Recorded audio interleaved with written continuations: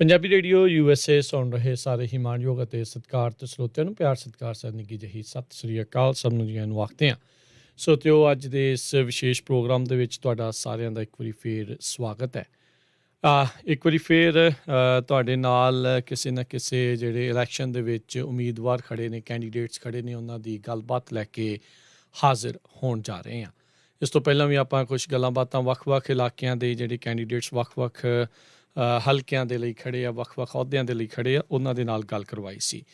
ਅੱਜ ਜਿਹੜੀ ਆ ਉਹ ਆਪਾਂ ਗੱਲਬਾਤ ਕਰਨ ਜਾ ਰਹੇ ਹਾਂ ਐਲਾਮੇਡਾ ਕਾਊਂਟੀ ਦੇ ਡਿਸਟ੍ਰਿਕਟ ਅਟਾਰਨੀ ਦੇ ਲਈ ਖੜੇ ਟੈਰੀ ਵਾਈਲੀ, ਉਹਨਾਂ ਦੇ ਨਾਲ ਆਪਾਂ ਜਿਹੜੀ ਉਹ ਗੱਲਬਾਤ ਕਰਾਂਗੇ।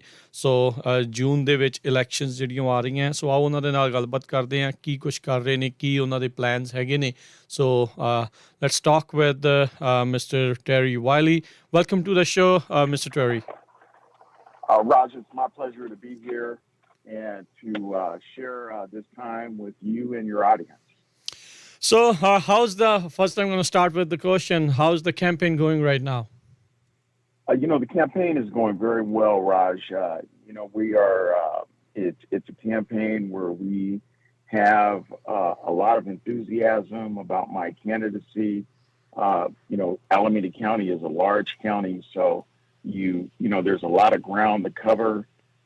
We think we've done a good job of doing that. I have actually spent a lot of time with the South Asian community over this campaign season, making sure that they get to know me and that I understand, what their concerns are. And I think most of us have concerns today about safety and making sure that our communities are safe. And I totally understand that. I think when you look at this race, what separates me from the other candidates in the race, I think first and foremost is my experience. Okay. I've been with the district attorney's office for 32 years.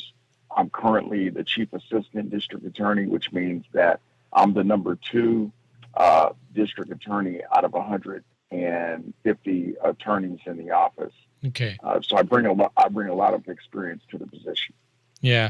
So I was going to tell our viewers and listeners that he's the number 2 in Alameda County. So District Attorney Nancy O'Malley, she's retiring and she has already endorsed you for this position. She has. Nancy, Miss O'Malley, has been the district attorney for 12 years, and she has now decided to retire. And she had to make a decision in looking at, everyone that was out there and interested in the position, and concluded that, there was just no one that had the level of experience that I bring, but more importantly, the ideas of where we want to take the office and where we want to improve our justice system. Mm-hmm. She just felt that where what I presented was far superior over everyone else. And I think she's had a chance to work with me for many years and knows what I bring to the table. So for more than 30 years, you have been in this office. So what are the major challenges Alameda County faces with respect to district attorney office?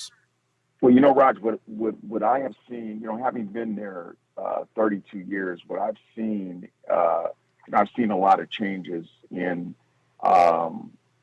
different communities. I've seen, but the biggest thing I would say today is just in Alameda County, it's really that, particularly since we got hit with COVID, and everything initially shut down, and then everything slowly opened back up. But what we saw taking place down in the communities were we saw an increase in Alameda County in the use of firearms.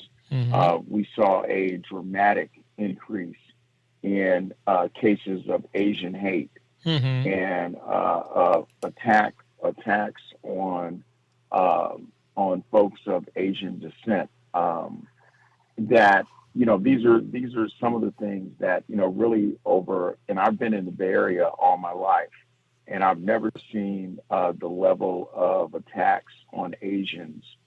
So one of the major impacts my candidacy is going to have is we are going to continue to. We created, once the attacks began happening on the Asian communities, we created a special unit to specially handle those cases.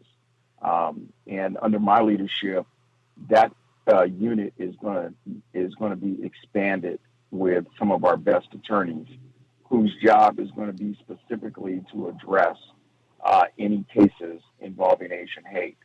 I think that is something that, when you look at what recently happened in Buffalo, New York, where 10 elderly African Americans in a grocery store were gunned down by a white supremacist. These are the kinds of incidents that what we are seeing in law enforcement that we have to be prepared to deal with. And we are going to be prepared to deal with that in Alameda County under my leadership. That is not something that we are going to allow to sneak up on us and just suddenly happen. We know that there is this element out there in our society, and we're going to be prepared to deal with it. And more importantly, we're not going to tolerate any level of Asian hate in Alameda County. Which is just, and we are very firm about that. We are also going to place the highest priority. We have to get back to the safety of the community. I think that what we have seen over the last 3 years, and there's been some really high profile cases, the George Floyd case, cases like that, where, I think that, there's an acknowledgement that there needs to be some changes in our system, from the standpoint that it really does need to be a more fair system to everyone. But at the same time, you cannot have the kind of changes that are going to be at the expense of the safety of the community. And so, what our campaign stands for is safety and justice. But safety is at the primary center of our policies. I mean, we have to make sure that communities are safe, and that, people feel safe when they go outside of their homes, and they don't have to worry about being robbed or having their purse stolen. We cannot live in a society like that. And so one of the things that I'm going to be doing as the next district attorney of Alameda County is I'm going to do a shift of our resources. There is going to be a healthy portion of our resources redirected back into what we call our criminal division. So our criminal division is where, the majority of our attorneys work. And so my plan is to hire an additional 15 attorneys as soon as possible when I take office. We are going to, anyway. So, go ahead, Raj. So right now, Mr. Wiley, how is the criminal division understaffed? As you were saying, like you want more attorneys in that division? Yes. So right now we have about 150 attorneys. But with the number, with the increase in crime that we've seen in Alameda County, we really need to hire an additional 15 attorneys. And because right now our attorneys are overburdened with cases, and we need to spread the work out so that our attorneys can effectively handle these cases, and not have caseloads that are so big that it runs it impacts their ability to be effective on every case they handle. And so we think that right now we're at a point where we need to hire an additional 15 attorneys. Okay. in order to really make it a more effective organization. Okay. Terry Wiley, we've seen in the past few months smash and grabs being at the forefront. So, as a law enforcement officer, district attorney, you being there, the chief assistant over there, how you guys dealing with this when a lot of law enforcement idea is that with certain laws getting out of Sacramento, that it's basically binding their hands. They can't do much about these seasoned criminals now. Yes, and Raj, that is a very great question, and it is a problem. There have been laws passed in Sacramento, and it really started with Prop 47, where Mm-hmm. Prop 47 basically increased the limit on. So basically, Prop 47 increased the amount of merchandise you could steal, Mm. and it still be treated as a misdemeanor. So Mm. it used to be if you stole over $400 used to be the limit between a misdemeanor and a felony. If Mm-hmm. you stole items that was $400 or more, then that could be charged as a felony. Mm. When Prop 47 was passed, then that increased the limit to $950. So now if I go into a grocery store and I fill the basket up with groceries and I Mm-hmm. walk out of the store, as long as the total amount of the merchandise I have in the basket doesn't go over $950, then we can only charge that as a misdemeanor. Yeah. And so I think that the California legislature needs to revisit Prop 47 Mm-hmm. and think about amending it to lower that $950 limit back down to $400, because the impact that it's had is that people are going into stores, committing thefts, and with no fear of really being charged with Yeah. a serious crime. Mm. So that has impacted. Now, about a month ago, our office convened in partnership with the U.S. Attorney's Office. Okay. We convened a meeting of all of the law enforcement agencies, the U.S. Attorney, the District Attorney's Office, the Sheriff's Department, several local police agencies, but also the FBI, the DEA, and all of the federal agencies.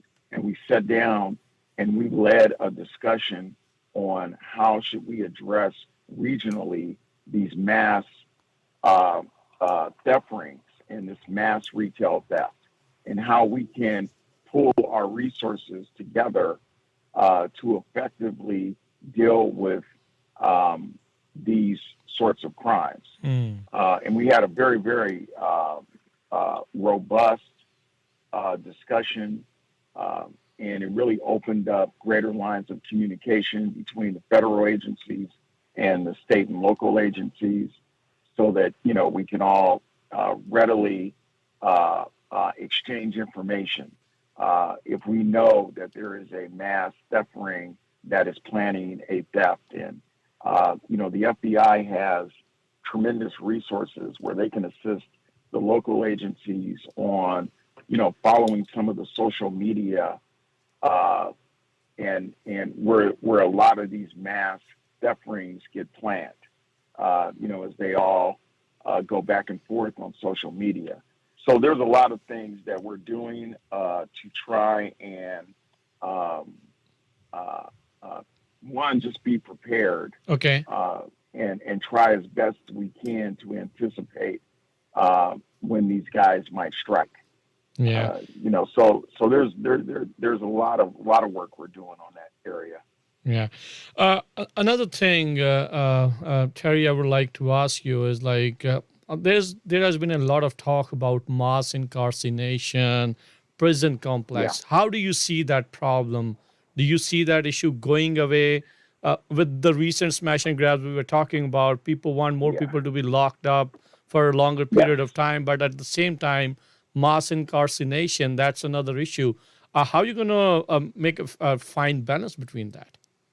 Yeah, see, Raj, that's a great question. And, I think that really what separates me from the other candidates in the race Hmm. is, and there are four candidates. Two of the candidates are way over to the left, and they kind of want they want a San Francisco type criminal justice system. Hmm. So they very much pattern themselves after Chesa Boudin, the current district attorney of San Francisco, Hmm. who is in a possible recall election. Hmm. And then we have another candidate that is way over to the right, and then you have me in the middle. Hmm. And one of the reasons why I think I've received a lot of support is because I bring the balance and I bring more of a pragmatic approach to how we should be handling criminal justice.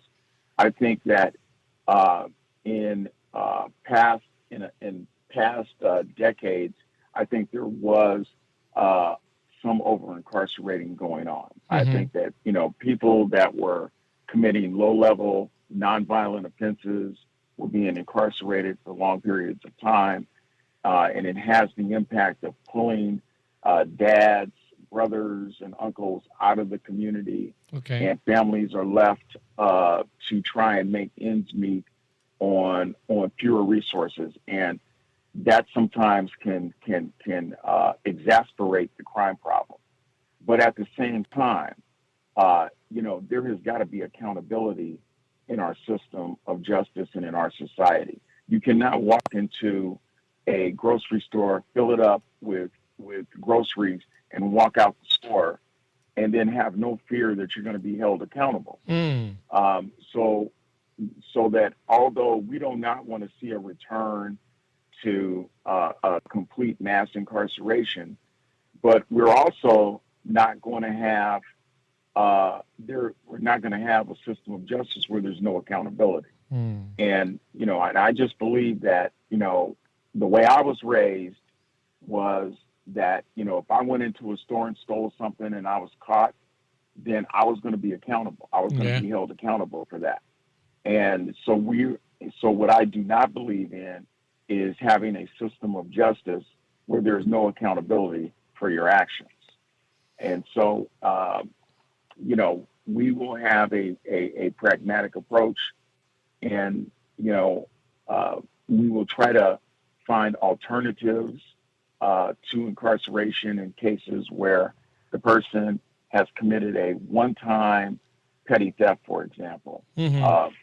has gone in and we will try to offer that person an opportunity to uh, to get that person on a different path so that they are not reoffending and committing thefts. But at the same time, Hmm. you're going to be held accountable. So, And so, and so, so Terry, I would like to ask you, like, is the district attorney office going to start some programs, like educating in the community? How are you going to approach? What's going to be your approach so that a lot less people get into these offenses? They stop yeah, doing these things. yeah. So one of the things that I think when it comes to youth and juveniles, Hmm. uh, you know, I, Raj, I'll tell you, one of the reasons, for example, Hmm. one of the reasons we do not see a lot of Indian kids and South Asian kids coming through our criminal justice system Hmm. is because of the emphasis placed on education. Hmm. And many they are very successful placing a high value on education.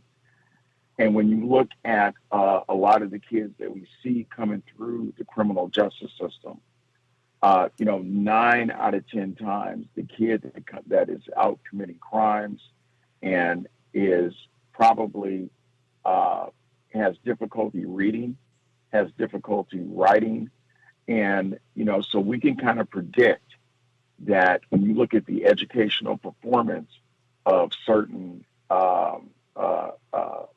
groups of people, that the ones that are not achieving academically are the ones that we see predominantly coming through the criminal justice system.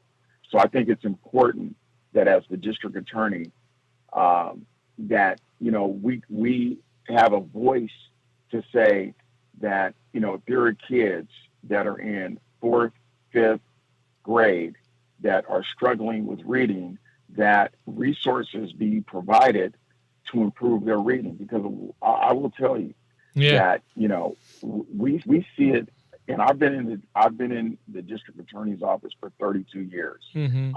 I'm the only candidate that's run our juvenile division. Okay. And I can tell you that we see the kids that come through the system. Many times, if you put a document in front of them and ask them to read it, they will struggle reading that document. And so they wind up having a level of frustration because they can't compete academically. And, so I think that those are the areas where my voice has to be a strong and loud voice, that we have got to improve the education of these kids that we are seeing come through the criminal justice system. Lastly, I would like to ask you, a lot of our Punjabi community, South Asian community, and other Asian communities live in that area, Alameda County. We have seen a lot of scammers calling them and duping them of their hard-earned money. They try to contact our, justice system, but usually these calls are coming out of the country or from some other places. And those culprits, those criminals, they are not getting charged, they are not getting caught. How would you deal with these situations? Because these scams are being on a rise. Yeah. That's a great question, Raj. And that is an area that we have seen, particularly since COVID. We've seen, because with COVID, people were staying inside and people were not out in the public like they used to be. So we saw this increase in the scams that were taking place over the phone and over the internet. And I think that what we are planning is, we have a consumer, it's called the Consumer and Environmental Protection Division. Okay. And that's the division where, we handle, anybody who's polluting the community. Our environmental division handles it. But we have a consumer division where people are utilizing the internet and the phone systems to scam people. And we have attorneys who are dedicated to addressing those particular issues. But because some of these scams are coming from overseas, we also have to make sure that we're partnering with the U.S. Attorney's Office. Okay. Because really, you're now getting into federal overseas scams, and so we have to partner with the U.S. Attorney to combat, the individuals that are committing these offenses. Because the U.S. Attorney is the agency that has the authority that if the scammers are from a European country, and we're able to identify the scammers that are doing it in England, for example. Then we have to bring the U.S. Attorney in. So, but that's where it's important that as the next district attorney, that I have a connection with the Punjabi and the Indian and South Asian community, so that these concerns are always that I'm always available to you to discuss any trends or any issues that are concerning your community, and that's why I've been very, very active and very public in the Fremont area of this campaign. Okay. And I've spent a lot of time down in Fremont because I want us to have that connection, and I want us to have that I always want to be that person that you yourself, Raj, can call. The community can alert you, and you have my cell phone number, and you can call me and say, Terry, we got these concerns.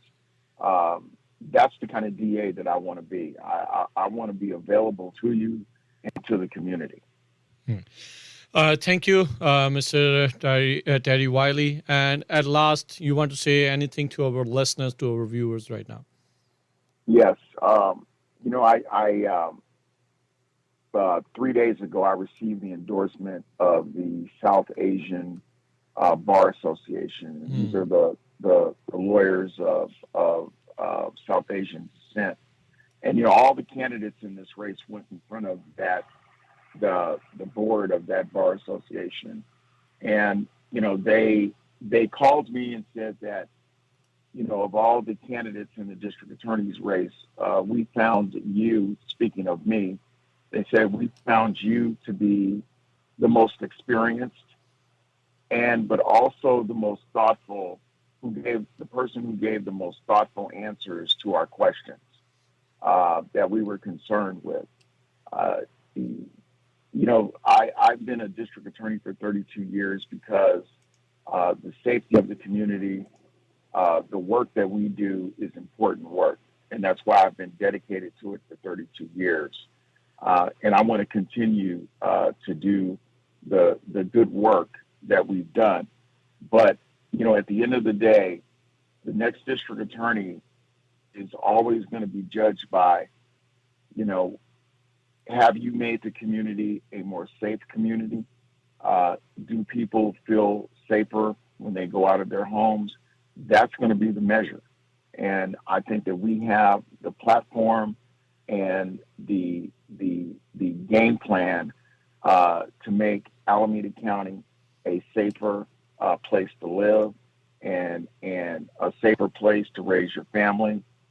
And I think that I am the most qualified person to be the next district attorney. That's why I received the endorsement, the editorial endorsement of both the San Jose Mercury News and the East Bay Times.